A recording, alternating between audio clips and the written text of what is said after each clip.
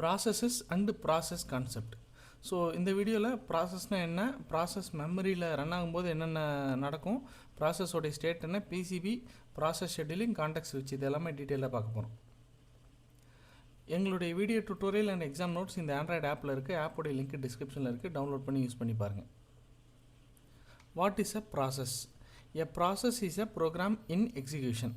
அப்படின்னு என்னென்னா, ஒரு ப்ரோக்ராம் இருக்குது, ஒரு மில்லியன் லைன்ஸ் ஆஃப் இன்ஸ்ட்ரக்ஷன் இருக்குதுன்னு வச்சுக்கோங்க. அது ஒரு ப்ரோக்ராமை நமக்கு அண்டர்ஸ்டாண்ட் பண்ணணுன்னா ஹார்ட் டிஸ்கில் ஸ்டோர் ஆகிட்டு இருக்குன்னு வச்சுக்கோங்க. அந்த ஹார்ட் டிஸ்கில் ஸ்டோர் ஆகிருக்கும்போது அது வந்து ஒரு ப்ரோக்ராம், அது ப்ராசஸ் கிடையாது.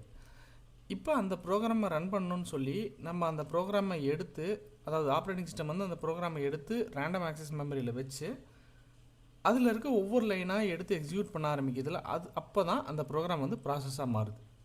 So a program in execution is a process. So when a process runs, the operating system gives a section of memory, ஒரு பார்ட் ஆஃப் மெமரி கொடுக்குது. அந்த மெமரி 4 பகுதியாக பிரிஞ்சிருக்கும். அந்த 4 பகுதி என்னென்னு பார்த்தீங்கன்னா, நம்மளால் அதில் வந்து text, data, heap and stack, so இந்த 4 கைண்ட் ஆஃப் மெமரி கொடுக்கும். Each part stores a different kind of information. என்னென்னு பார்த்தீங்கன்னா, ஃபஸ்ட்டு ஸ்டாக்கில் stores the function calls local variables and return addresses. So function call நம்ம வந்து ஒரு ஃபங்க்ஷனுக்குள்ளேருந்து இன்னொரு ஃபங்க்ஷன் கால் பண்ணுவோம். ஸோ இந்த ஃபங்க்ஷன் காலில் வந்து ஃபங்க்ஷன் காலை பற்றின detail, local variable, return address, இது எல்லாமே ஸ்டோர் பண்ணிக்கும். ஹீப் வந்து dynamic memory allocated at run time. So run டைமில் ஏதோ ஒரு மெமரி ப்ரோக்ராமுக்கு தேவைப்படுதுன்னா அப்போ வந்து அந்த கொடுக்கப்பட்ட அந்த ஹீப்பில் அது மெமரி க்ரியேட் பண்ணிக்கும். Data global and static variables தேவைப்படுறது, இந்த ப்ரோக்ராம் ரன் பண்ணும்போது தேவைப்படுற வேரியபிள்ஸை ஸ்டோர் பண்ணிக்கிறதுக்கு data. Text actual compiled machine code of the program. So அந்த ப்ரோக்ராம் ரன் ஆகணுன்னாவே ஃபைனலாக அது வந்து ஒரு மெஷின் கோடாக இருந்தால் தான் ரன் ஆகும். அந்த மெஷின் கோடை கம்பைல் பண்ணதுக்கப்புறம் வர மெஷின் கோடை ஸ்டோர் பண்ணுறதுக்கு தான் டெக்ஸ்ட் மெமரி. ஸோ இந்த 4 டிஃப்ரெண்ட் டைப் ஆஃப் மெமரியை வந்து ஒரு ப்ராசஸ் ரன் ஆகிறதுக்கு ஆப்ரேட்டிங் சிஸ்டம் கொடுக்குது. ஸோ ஒரு ப்ராசஸ் வந்து க்ரியேட் பண்ணதுலேருந்து டெர்மினேட் ஆகிற வரைக்கும் என்னென்ன ஸ்டேட் இருக்குதுன்னு பார்த்தீங்கன்னா, new, ready, running, waiting, terminated. இதோடைய ஆர்டர் என்னன்னு நம்ம அடுத்த ஸ்லைடில் பார்ப்போம். ஸோ நியூ அப்படிங்கிறது ப்ராசஸ் இஸ் பீயிங் கிரியேட் ஆயிடுச்சு. It has been submitted but not yet admitted to ready queue. Ready கியூன்னு ஒரு கியூ இருக்குது. அந்த கியூக்குள்ளே இருந்து தான் அடுத்தது ஸ்டார்ட் ஆகும். ஸோ ப்ராசஸ் க்ரியேட் ஆயிடுச்சு, சப்மிட் பண்ணியிருக்காங்க, பட் ஸ்டில் ரெடி கியூக்கு போகல. இது ஃபஸ்ட்டு ஸ்டெப். ஒன்ஸ் அது ரெடி கியூக்கு போனதுக்கப்புறம் the process is loaded in memory and waiting for CPU time. It is ready to execute. அதாவது ரெடி கியூக்கு சென்ட் பண்ணியாச்சு, பட் CPU டைம் அலோகேட் பண்ணோம். So சிபியூங்கிறது வந்து ஒவ்வொரு டைம் ஸ்லைஸில் வந்து ஒவ்வொரு ப்ராசஸை சேவ் பண்ணிக்கிட்டே இருக்கும். ஸோ இந்த ப்ராசஸ்க்கான டைமுக்காக அது வெயிட் பண்ணிகிட்டு இருக்கும். அதுதான் ரெடி ஸ்டேட். அடுத்தது ரெடி ஸ்டேட்லேருந்து ரன்னிங்க்கு போகும். ரன்னிங்கு போனதுக்கப்புறம் CPU is currently executing instructions for this process. ஒரே நேரத்தில் CPU ஒரு ப்ராசஸ் தான் ரன் பண்ணும். அடுத்தது இப்போ இந்த ப்ராசஸ் ரன் ஆகிட்டு இருக்கும்போது எதர் இன்புட்டோ இல்லை யூசர்கிட்டேருந்து இன்புட்டோ இல்லை யூசருக்கு ஒரு அவுட்புட்டோ சென்ட் பண்ணணும். அந்த டைம் வரும்போது என்ன ஆகும்னா, ரன்னிங்லேருந்து வெயிட்டிங் ஸ்டேஜுக்கு போயிடும். ஸோ எதுக்கு வெயிட்டிங் ஸ்டேஜுக்கு போகுதுன்னா, அடுத்த ப்ராசஸ்க்கு வந்து CPU டைம் அலோகேட் பண்ண முடியும். ஏன்னா இது இன்புட் அவுட்புட் வர்ற வரைக்கும் CPU வெயிட் பண்ணிகிட்டு இருக்கிறத வந்து CPU டைமை வேஸ்ட் பண்ணுறோம், CPU சைக்கிளை வேஸ்ட் பண்ணுற மாதிரி. ஸோ அது வெயிட்டிங் ஸ்டேஜுக்கு போயிட்டு CPU அடுத்த ப்ராசஸ் சர்வ் பண்ண ஆரம்பிச்சிடும். இது இன்புட் அவுட்புட் வர்ற வரைக்கும் வெயிட் பண்ணிகிட்ருக்கும். ஸோ ஒன்ஸ் அந்த இன்புட் அவுட்புட் வந்ததுக்கு பிறகு மறுபடியும் அது வந்து மறுபடியும் அது வெயிட்டிங் கியூக்கு போய் மறுபடியும் ரன்னிங் ப்ராசஸ்க்கு வந்து வேலை முடிஞ்சதுக்கப்புறம் டெர்மினேட் ஆகும்.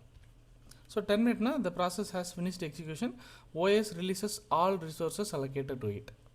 ஸோ இதுதான் ப்ராசஸோடைய ஃபுல் லைஃப் சைக்கிள்னு வச்சுக்கலாம், ஸ்டேட். பிசிபின்னு ஒன்று இருக்குது, process control block. It's a data structure. Data ஸ்ட்ரக்சர்னா என்ன, அது வந்து ஒரு கைண்ட் ஆஃப் மெமரி, பட் அந்த மெமரி வந்து ஒரு ஸ்ட்ரக்சரில் இருக்கும். So it is a data structure maintain by the operating system for every process. ஒவ்வொரு எந்த ப்ராசஸாக இருந்தாலும் அந்த ப்ராசஸ் ரன் ஆகிறதுக்கு ஒரு பிசிபி வேணும். அந்த பிசிபிங்கிறது ஒரு டேட்டா ஸ்ட்ரக்சர், அது ஒரு memory storage. It stores all the information about A process. நம்ம சொன்ன மாதிரி தான், ஒரு ப்ராசஸ் ரன் ஆகிட்டு இருக்கும்போது இன்புட் அவுட்புட்டுக்காக வெயிட் பண்ணுங்கிறதுனால அது என்ன பண்ணும், வெயிட்டிங் ஸ்டேஜுக்கு போகும். மறுபடியும் அதை ரன் பண்ணணும் அப்படின்னா அந்த ப்ராசஸ் எந்த இடத்துல விட்டோம், அதை விடும்போது வேரியபிள்ஸ் என்னென்ன வேல்யூஸ் இருந்துச்சு, இது எல்லா டீட்டெயில்ஸும் வேணும். இன்னும் அடிஷ்னல் டீட்டெயில்ஸும் வேணும். ஸோ இந்த டீட்டெயில்ஸ்லாம் ஸ்டோர் பண்ணோன்னா நமக்கு வந்து ஒரு டேட்டா ஸ்ட்ரக்சர் வேணும், ப்ராப்பரான டேட்டா ஸ்ட்ரக்சர். எல்லா ப்ராசஸ்க்கும் யூனிஃபார்மாக இருக்கும். அப்போ தான் வந்து அதை ஈஸியாக நம்ம ப்ராசஸ் பண்ண முடியும் கான்டெக்ஸ்ட் ஸ்விட்சிங் அப்போ. ஸோ அப்படி வர்றதான் P C B, process control block. So அந்த ப்ராசஸ் கண்ட்ரோல் பிளாக் டேட்டா ஸ்ட்ரக்சரில் என்னென்ன இருக்கும் அப்படின்னு பார்த்தீங்கன்னா, process I D, process state, program counter, C P U registers, memory limits. So process ஐடின்னு என்னென்னு பார்த்தீங்கன்னா, ஒவ்வொரு ப்ராசஸ்க்கும் ஒரு யூனிக் ஐடி இருக்கும். அந்த யூனிக் ஐடி என்னங்கிறத ப்ராசஸ் ஐடியை வந்து ப்ராசஸ் ஐடியில் ஸ்டோர் ஆகிருக்கும். ப்ராசஸ் ஸ்டேட்னா இப்போ அந்த ப்ராசஸோடைய கரண்ட் ஸ்டேட் என்ன, இதில் ஏதாவது ஒன்று இருக்கும். நியூ, ரெடி, ரன்னிங், வெயிட்டிங், இதில் ஏதாவது ஒன்று இருக்கும். ப்ரோக்ராம் கவுண்டர்னா address of the next instruction to execute, அடுத்த இன்ஸ்ட்ரக்ஷன் என்ன.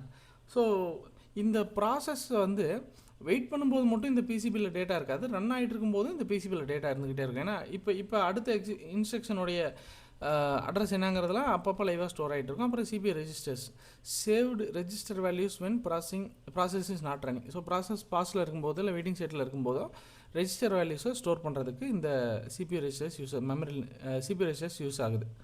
ஸோ இதுதான் வந்து பிசிபியோட கம்ப்ளீட் டேட்டா ஸ்ட்ரக்சர். இப்போ நம்ம சொன்னதை டீட்டெயிலாக பாயிண்ட் பை பாயிண்ட்டாக கொடுத்துருக்காங்க. Process I D, process state, program counter, C P U registers, memory management information, I O status info. அடுத்தது process scheduling. So process scheduling என்னென்னா, it is activity of selecting which process from the ready queue should be given to the C P U next. இப்போ C P U வந்து ஒரு வேலையை முடிச்சிருச்சு, அடுத்த time ஸ்லைஸ்க்காக அடுத்த ப்ராசஸ்க்காக wait பண்ணுது.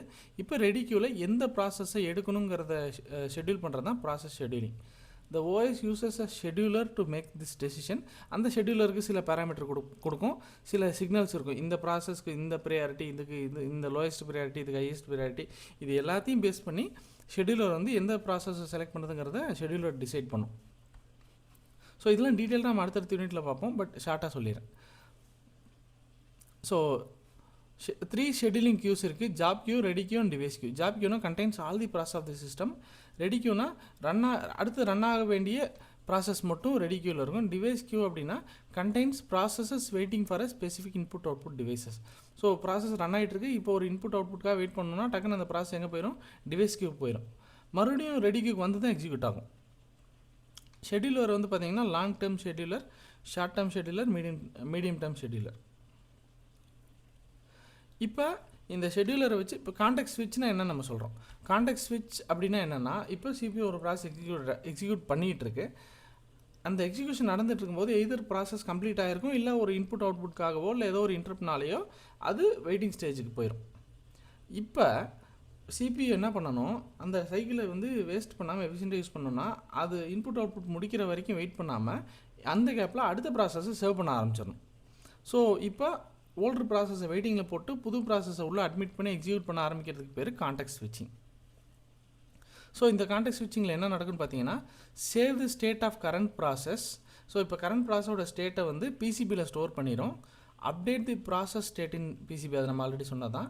Select the next process to run from the ready queue. Ready கியூலேருந்து சில parameters வச்சு அல்காரிதம் வச்சு ஓகே இந்த ப்ராசஸ் தான் கரெக்ட் அடுத்ததுன்னு சொல்லி செலக்ட் பண்ணிடும்.